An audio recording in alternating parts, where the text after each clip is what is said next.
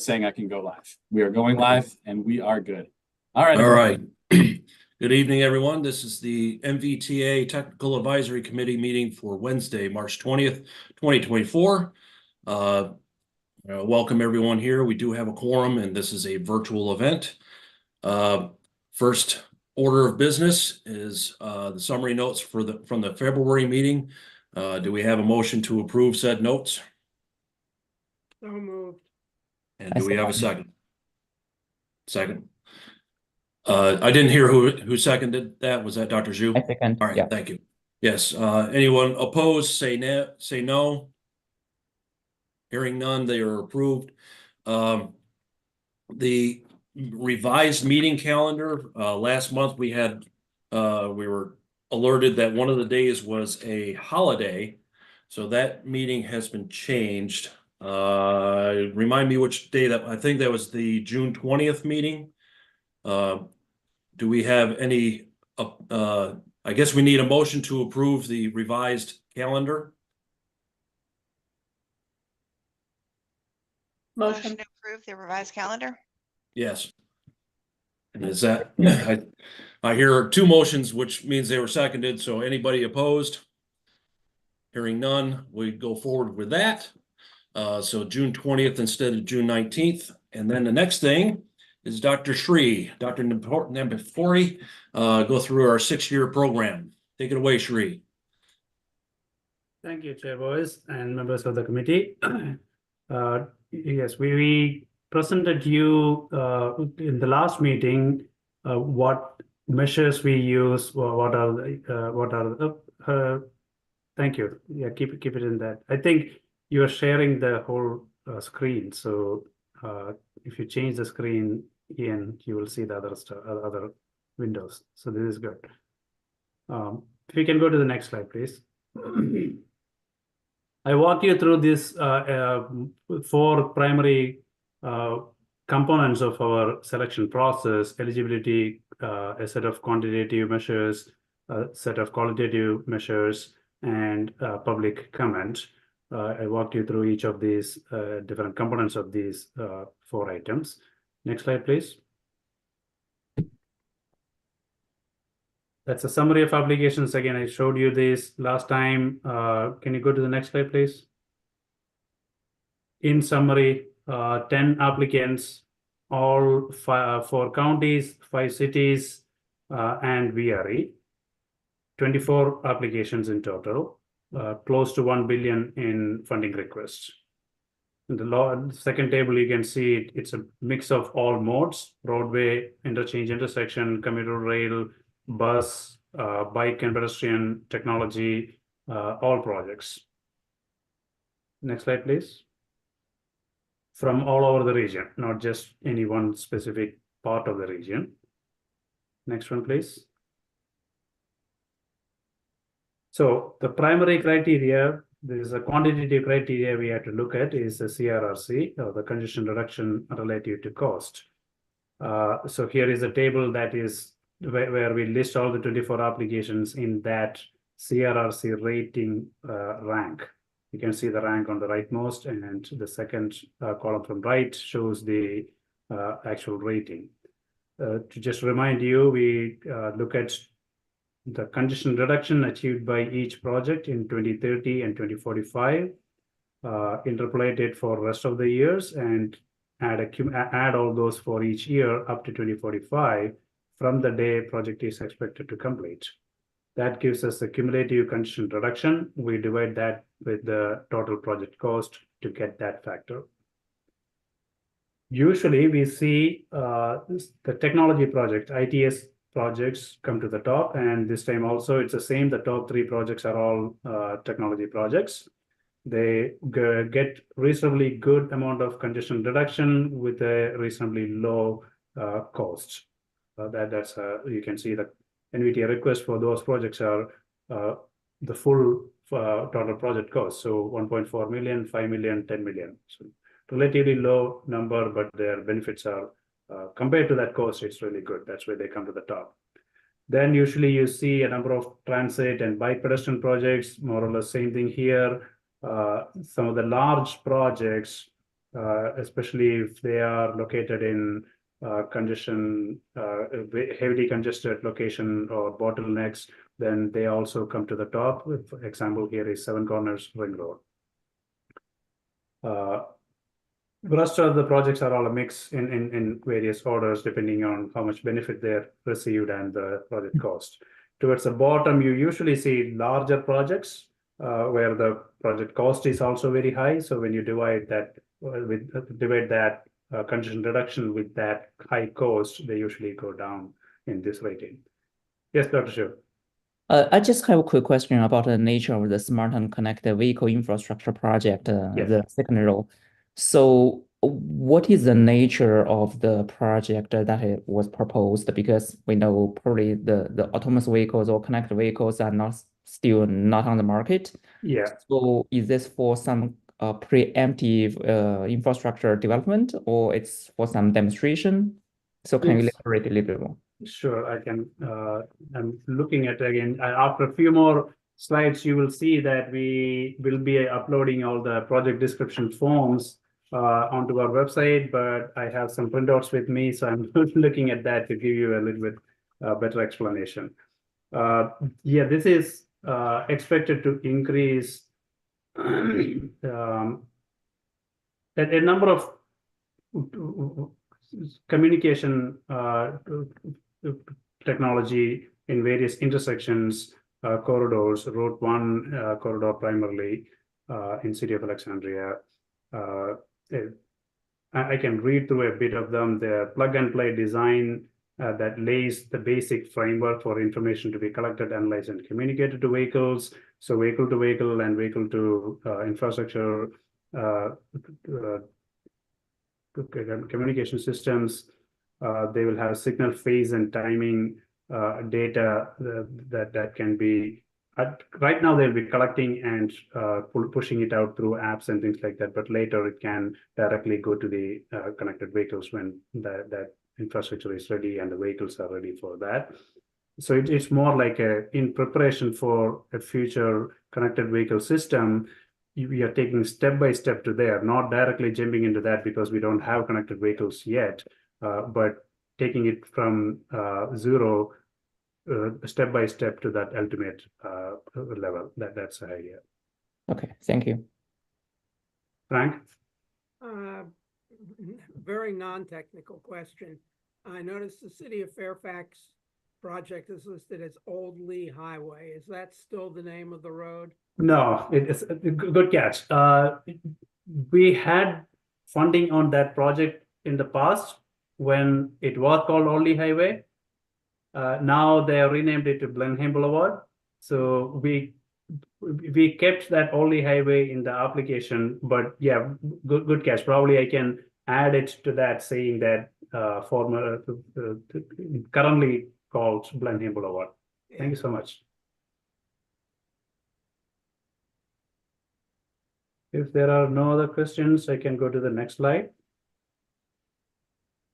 The second primary component we look at under the quantitative measures is transaction rating. This is where we look at the combined score, putting together those 10 performance measures and using their weights that you all approved in the past. So here, usually we see larger projects having more impacts on multiple areas, right? Congestion reduction, accessibility, bike and pedestrian environment, safety, emission reduction. So we're looking at much more than just congestion reduction. And usually larger projects achieve larger impact on all these measures. So you can see Seven Corners project is at the top. South Vandon Street Bridge enhancement that actually is providing space for future BRT and adding bike ped components. 234 and 30-minute drive interchange, major bottleneck there. And you go down, you will see transit projects, biker projects, and the relatively larger projects come to the top. Any question on that? Yes. Yeah, I have one. This was a discussion that we've had many times in the past. Since the bill that created the NVTA states that congestion reduction is the number one thing to do, in essence. Yes. I'm oversimplifying it, Mhm. but the congestion reduction in relation to cost, the CRRC number, takes that into account. And it's not the fact that the weight on this table for congestion duration or reduction is rated lower than ped bike transit environment. The congestion reduction in relation to cost is that metric that is the actual congestion reduction that answers the mail for that bill. Is that correct? That is still correct. Yes, we give Yeah. preference to congestion reduction related to cost. Just You will see it in a couple of slides later. You will see how we bring it together. yeah, I cheated and read ahead as well. So I just Yes. wanted to make sure that we were clear in our group understanding and for whoever's listening, that the congestion reduction is still foremost in the minds on the projects that are listed here. There have been questions in the past, seeing a table like this where the congestion, something that says congestion has a lower rate or weight than other components, that raised the question. I just wanted to make sure that we were all clear that is the case. It's the congestion reduction is accommodated in the CRRC number, and as we move forward and see the final rankings, we'll understand that. And I'll let Michelle Cavucci ask her a question. Thank you. Well, thanks, Chair Boyce. You answered some of it already, so thank you. You had mentioned, Sri, that some of these weights were something that we had previously approved. Would you mind reminding me, is that something that we do, it's revisited and approved each time? Like, do they change from plan to plan, or were they approved a very, very long time ago and have been static ever since? Good question. Actually, we do it every transaction plan update, not part of the 6-year program update. Okay. So when we were updating the transaction 2 years back, we went through that process of the previous transaction had 15 measures. That was a bit overkill, and some of them were actually kind of duplicating. So we went through them and cut it down to 10 measures. And at that point, we wanted to, okay, now if we only have 10 measures, how do we want to weight? And we went through the process with this committee, with PCAC, with PPC, and then finally went to the authority. We went through that process and came up with these weights. Thank you. And we don't change it every 6-year program, but every time we update the transaction or long range plan, we revisit it and either confirm it, or if at that point we need to change, we change. Okay, that's helpful. Thank you. When did you get onto this committee, Michelle? Was it just last year? About a year and a half ago, yeah. That might be why. explains that. Thank Yep, you. that's Okay. fine. Yeah, probably we did that exercise before you joined. Yep. Probably sometime in mid-21, I guess, or late towards end of 21, we did that. I remember we were doing a lot of Zooms because the pandemic was in full force. Yeah. Thank you. Next slide, please. So the third item we looked at is the quantitative factor we look at is long-term benefit. If you are looking at your packet that we sent last week, we made slight modification here. We had one of these charts. We are showing 2 charts here to give a comparison also. Before I jump in, Frank, do you have a question? Yeah, you need a label on the y-axis.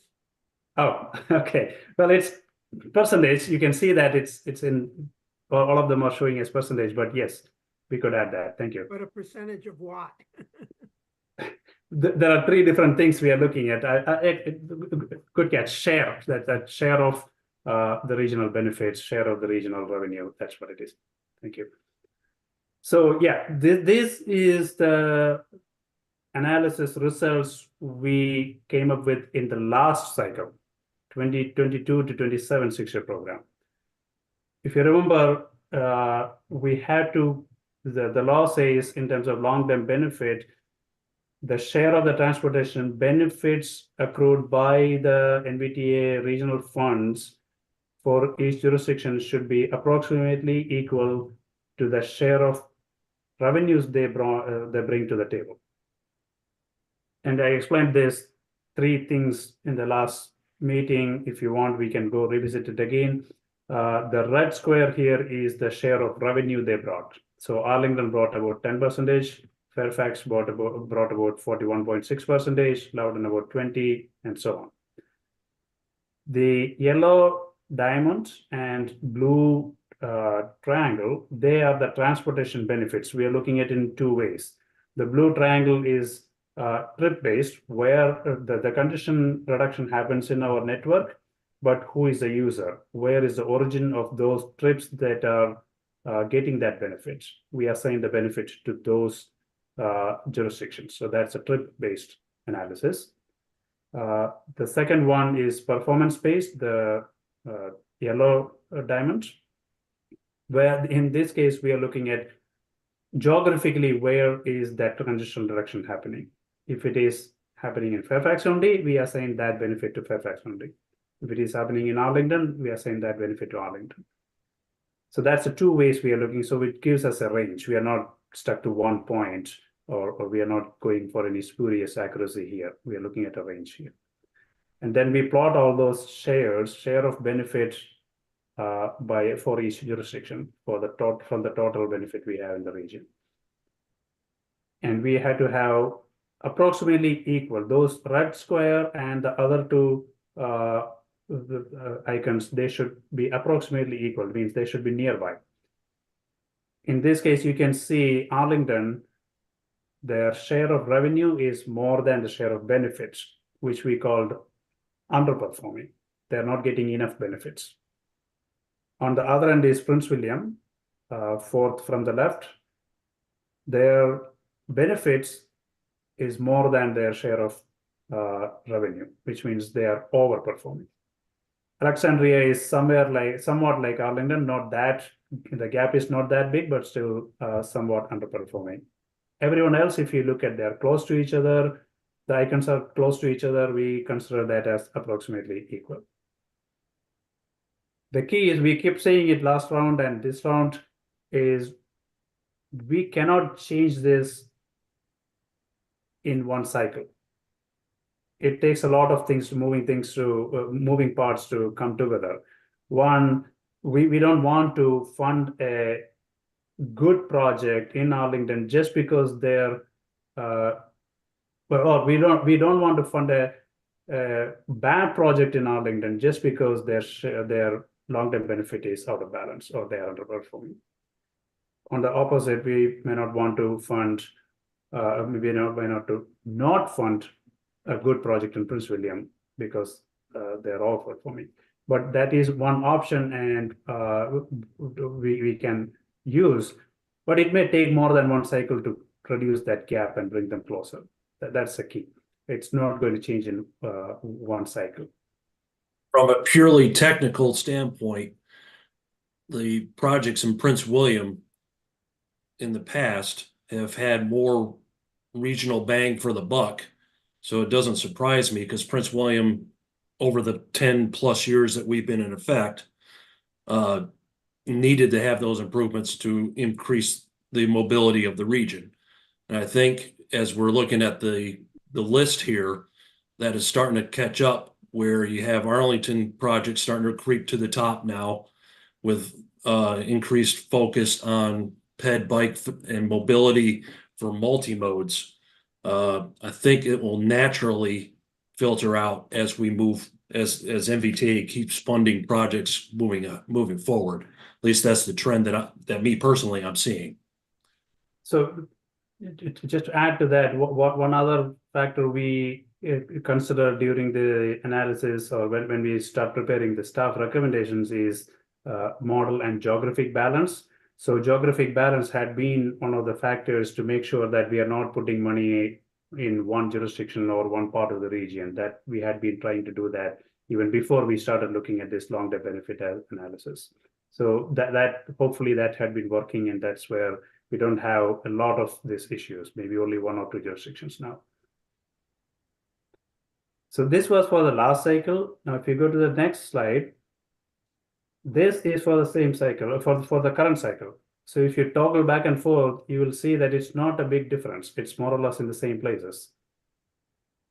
that's what I was mentioning, that it may not change from cycle to cycle. We cannot fix everything in one cycle. It may take multiple cycles to get to that point where those imbalances are addressed. Next slide, please. Thank you. This is where all these things come together, not just the 3 quantitative factors I just went through, but the qualitative factors through. It's a long table. Can you go to the next slide, please? I cut down the basic information, the request amount and things like that out of that to focus on those actual measures here. To the right, and you have the congestion reduction related to cost. So this is what Chair Boyce was asking earlier, and I explained that a couple of slides later, you will see it. All the analysis is presented in this table. It's ranked by, it's listed by the congestion reduction related to cost ranking. So that's where we are giving, so we can go from the top ranked one going down. But then we can also look at transaction rating and its ranking. That's the 3rd and 4th columns from the right. So that's the other set of the performance measures we looked at. Long-term benefit, I mentioned that we look at it in 3 ways: overperforming, underperforming, and equally, more approximately equal. So in those color coded, we put that in color code, the last color coded column, that's what long-term benefit is. So if you see green, that's Arlington and Alexandria, they are slightly underperforming. The brown one is Prince William, slightly overperforming. Rest of them are all in yellow, more or less equal. Now, the rest of them are all the qualitative measures we mentioned about. Green means that's good for the project. Brown means not so good. Everything else is in between. We looked at how much the funding gap there will be if we approve the requested amount. What's local priority? Are they bringing external funds? What was their performance, past performance? And if we funded a project in this list and it was supposed to be spent, have they spent it? That's that one column with a lot of gray cells there, because Frontier Drive extension, where you see brown, that's the only project which was expected to be spending at this time, but they haven't spent up to the expectation. So that's where you see a brown color there. The next column there is by jurisdiction. We have funded projects for all these jurisdictions, except City of Manassas Park, where you see a gray. So how well they have been moving those projects that we funded. Some are doing good, some are not so good, some are somewhere in the middle. Then there are 2 columns that start with the wording policy 29. That's one of the policies adopted by the authority where it wanted to see the projects moving. One of the ways, a couple of ways we are looking at it. One is if you have a funding in place and the funding is appropriated by the authority, then you should start spending. We want to see some substantive improvement, substantive progress within 18 months. Did these applicants achieve that? That's the first one. Second one is when they appropriate the funds. Oh, sorry. The first one is. Second one is appropriation. When you appropriate within 3 authority meetings, you need to have all the agreements signed and executed. If you did that or not. Once you execute that, have you shown any substantive progress within 18 months? Those are the 2 things we look at. Mostly green, some brown or yellow in some of those columns, some of those rows.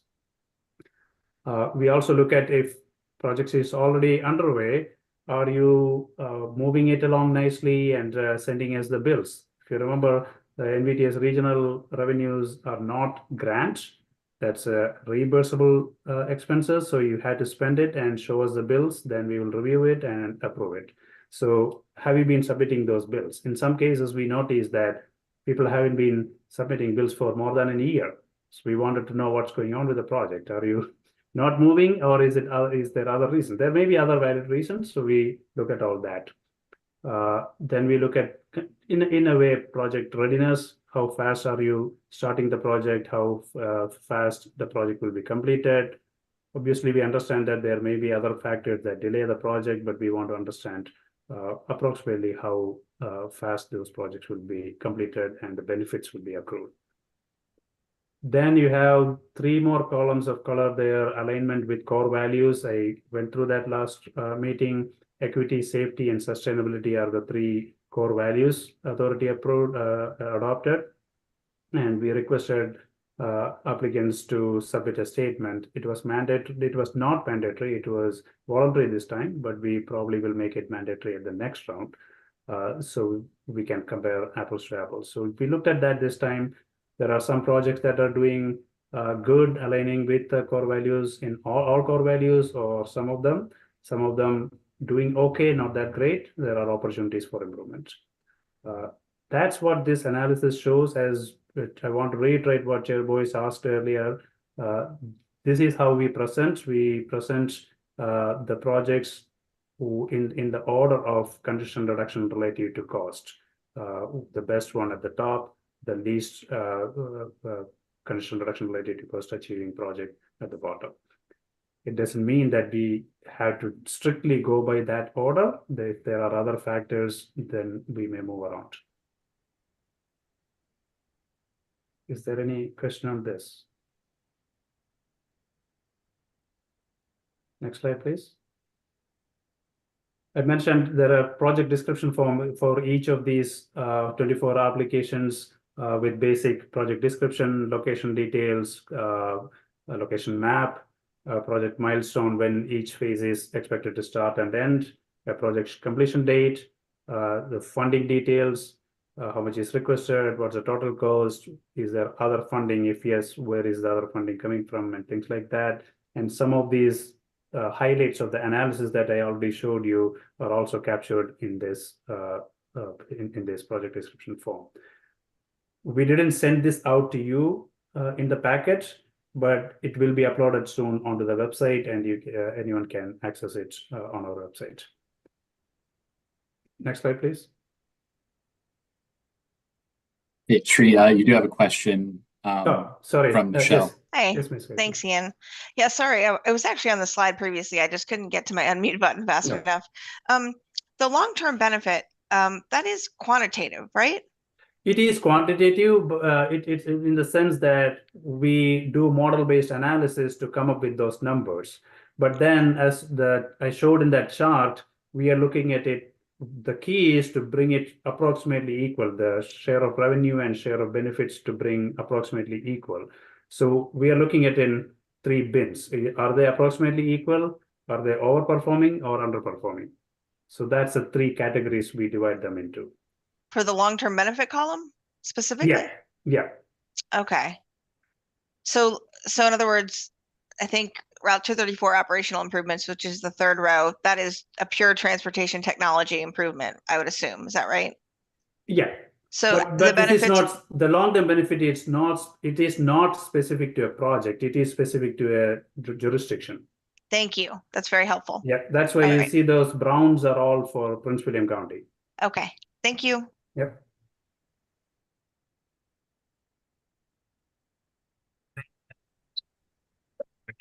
Say, boys, I couldn't hear you. I'm sorry, I'm trying to think of my question because I missed the fact that those were all Prince William projects. Yes. And what was the rationale for that? So Ian, if you can go one more slide back. One more. Yeah. This? So this chart is the basis. Okay. So Prince William mind. here is overperforming.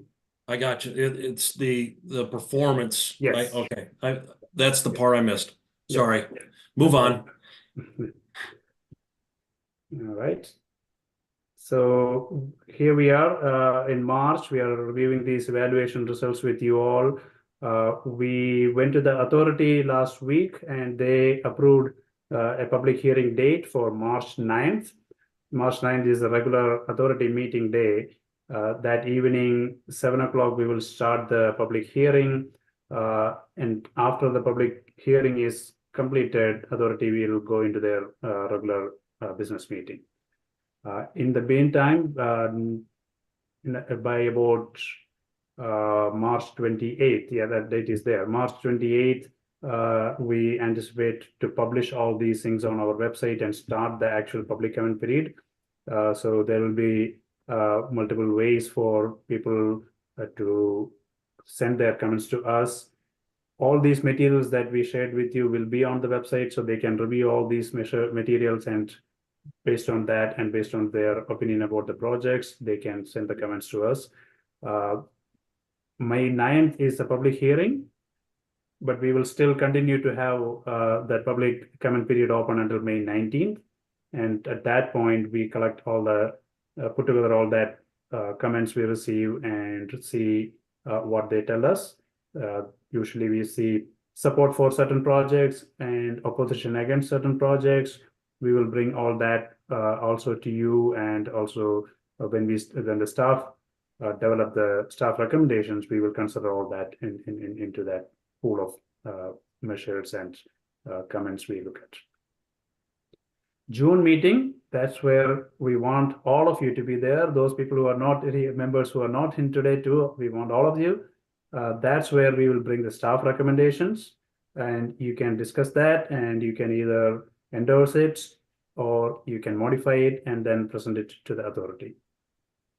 And the authority will take all that into consideration at their July meeting. I think that's all I have. So no vacations in June. No vacations in June. That was my yes. next question. I believe that was supposed to be an in-person meeting, right? Yes. Since the date has changed, it might be a little hard with the new date to make it in person. I was wondering if, given that the date was changed, if there might be an ability to allow some virtual attendees in order to optimize attendance.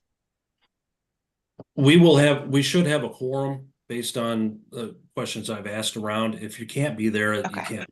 Right? This Okay. is not, you're not paid for this. So Sorry, I heard it. Everyone must be there, so that's what I heard. So. But must be there in the meeting, not necessarily in person. But there is another one, chair boys and committee members.